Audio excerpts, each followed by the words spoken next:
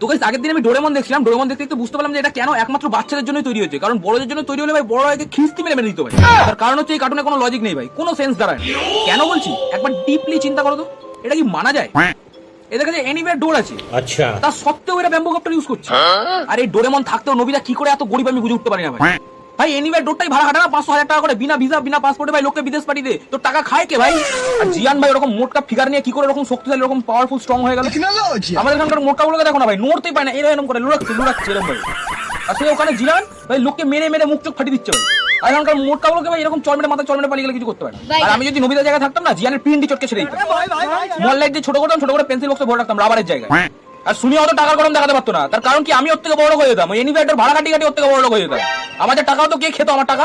শুনিওকে সবাই, শুনিওর মা বাবা, শুনিওর ঠাম্মাকে পর্যন্ত কিনে নিতাম। আর সিজুকা এত বজ্জাত একখানা মেয়ে না, যার কাছে 2 টাকা লাভ তার কাছে চলে যাচ্ছে ভাই। জানে যে নবিতা সারাদিন ওর কাছে ফিল্ডিং এ রয়েছে, তা সত্ত্বেও ডেকিসুগির পেছনে ধরে বসে রয়েছে সারাদিন। আরে ডেকিসুগি হতভাগা, নবিতা তো তোর ভাই, তোর লজ্জা করছে না এই জিনিসটা করতে? তোর বিবেকে লাগছে না অতৃপ্ত প্রেতাত্মা? সিজুকার মাও কিছু বলছে না ভাই, দেখতে না ছেলের সাথে সারাদিন ঘুরে বেড়াচ্ছে তাও কিছু বলছে না। আদর আদরে বাদর করেছো মেয়েটাকে। ও তো আমাদের এখানকার মা, বিয়ে দিয়ে তো একেবারে কেন্দ্রে মরে যেতিস।